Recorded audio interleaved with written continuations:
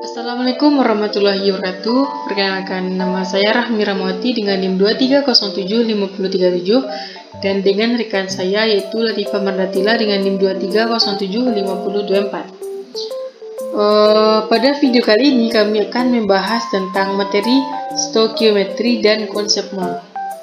Nah, apakah teman-teman tahu apa sih itu stoikiometri? Stoikiometri berasal dari kata stoichen dalam bahasa Yunani yang berarti mengukur.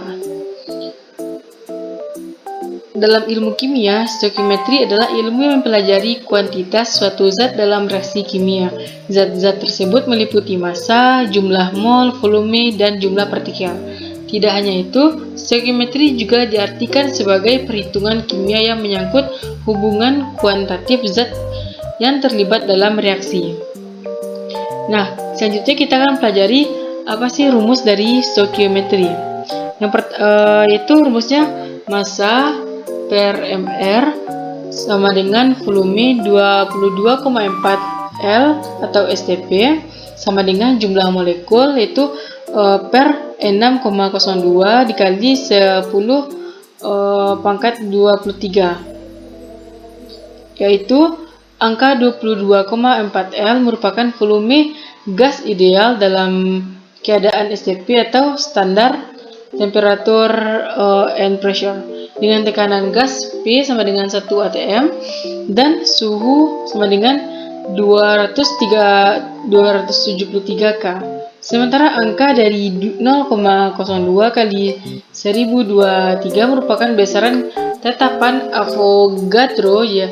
Jadi satu mol zat apapun memiliki jumlah partikel yang sama, yaitu sebanyak N6,02 kali 1023 partikel.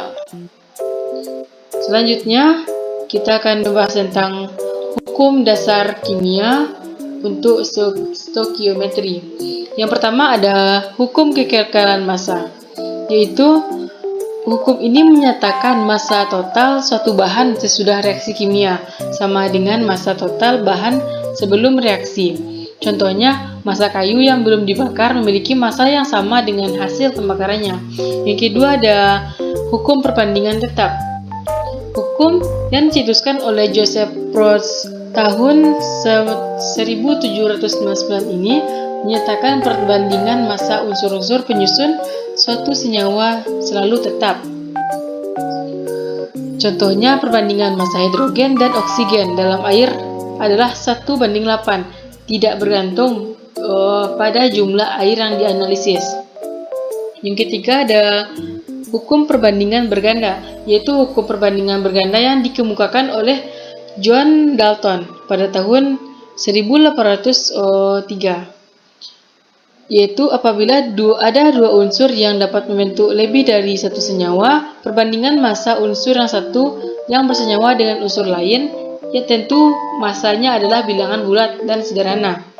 Yang keempat ada hukum Gay-Lussac, yaitu hukum Gay atau dikenal dengan hukum perbandingan volume, dicetuskan oleh ilmuwan asal Prancis.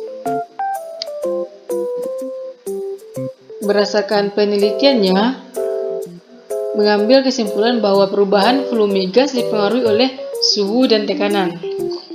Yang terakhir ada dari hipotesis Avogadro. Ini melengkapi hukum dasar kimia yang digunakan untuk stoikiometri. Seorang ilmuwan asal Italia, Amado Avogadro, menyatakan bahwa partikel unsur tidak selalu berupa atom yang berdiri sendiri, melainkan bisa berbentuk molekul unsur. Contohnya ada H2, O2, N2, dan P4.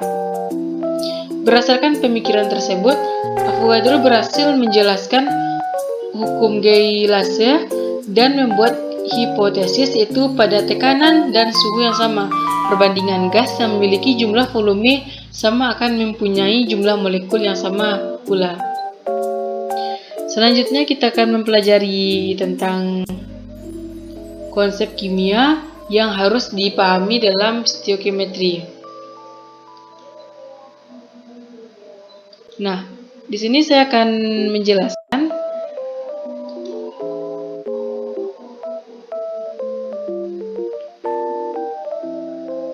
Baik, kita masuk selanjutnya, konsep kimia yang harus dipahami dalam stoichiometry. Yang pertama ada massa atom relatif atau AR.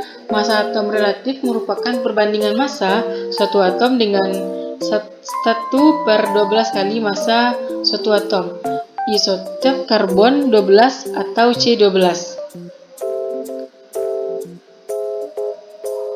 Isotop C12 ini digunakan sebagai standar karena mempunyai kestabilan inti yang inert dibandingkan dengan atom lainnya. Yang kedua ada massa molekul relatif atau MR. Berbeda dengan atom relatif, massa molekul relatif digunakan untuk mencari perbandingan massa satu molekul senyawa dengan 1/12 kali massa satu atom isotop karbon 12 dan C12. Dalam hal ini, molekul merupakan gabungan dari atom-atom suatu unsur, jadi MR merupakan jumlah AR atom-atom penyusunnya atau dapat dirumuskan dengan MR sama dengan AR. Baik, materi selanjutnya akan disampaikan oleh rekan saya yaitu Latifah Maratilah. Saudara Latifah Maratilah, dipersilakan.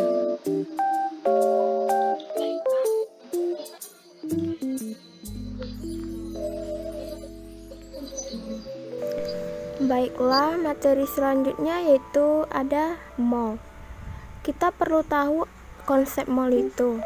Dalam konsep mol, satu mol suatu zat dinyatakan sebagai banyaknya zat tersebut yang mengandung 6,02 x 1023 buah partikel.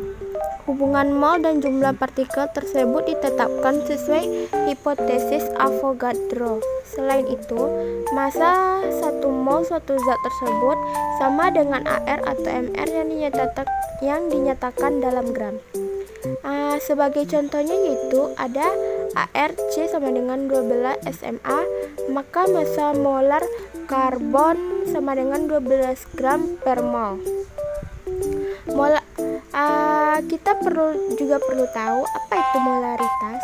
Molaritas adalah jumlah mol zat terlarut dalam setiap 1 liter larutan. Konsep molaritas ini sering dikaitkan dengan stoikiometri larutan. Umumnya, molaritas ini dirumuskan dengan M sama dengan N per F atau volume.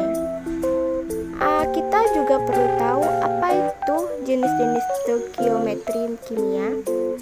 Jenis-jenis stoikiometri kimia sangat banyak, yaitu yang pertama stoikiometri reaksi, yaitu membahas tentang hubungan kuantitatif antara zat yang terlibat dalam suatu reaksi kimia. Stoikiometri reaksi ini sering digunakan untuk menyetarakan persamaan reaksi. Yang kedua yaitu ada stoikiometri komposisi. Stoikiometri komposisi ini membahas tentang hubungan kuantitatif massa atau jumlah zat antar unsur dalam satu senyawa. Dalam penerapannya, stoikiometri ini sering digunakan untuk menggambarkan jumlah zat nitrogen dan hidrogen yang bergabung menjadi amonia kompleks atau NH3. Dan selanjutnya yaitu ada stoikiometri gas, yaitu jenis stoikiometri ini berkaitan dengan reaksi kimia yang melibatkan gas, di mana gas pada suhu ruangan, tekanan, dan volume tertentu dianggap sebagai gas ideal.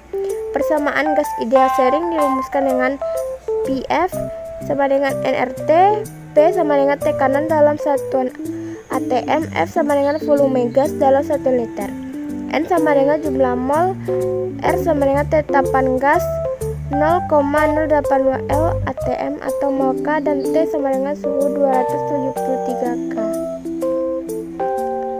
Baiklah, apakah teman-teman sudah paham tentang stoikiometri dan konsep mol ini? Semoga video yang kami buat ini bermanfaat untuk teman-teman semua dan bisa dipahami. Sekian video kami buat, lebih kurangnya kami mohon maaf. Assalamualaikum warahmatullahi wabarakatuh.